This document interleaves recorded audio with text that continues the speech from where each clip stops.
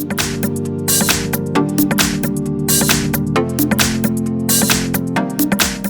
I have MICROMAX Canvas Mega, and let me show you how to change wallpaper on the following device. So at the very beginning, let's start by using the home screen. Let's use here apps icon, select here settings.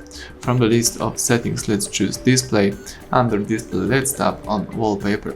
And as you can see, you can choose wallpaper from the gallery, so from your own gallery, from live wallpapers, from your photos, or from the wallpapers from MICROMAX. So let me use the last option, the system wallpapers.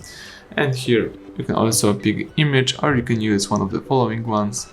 So let me choose the following one, tap set wallpaper, and that's it. Now if you go back to the home screen, you should see the new wallpaper. So everything went well, thank you for watching. Please subscribe our channel, leave thumbs up under the video.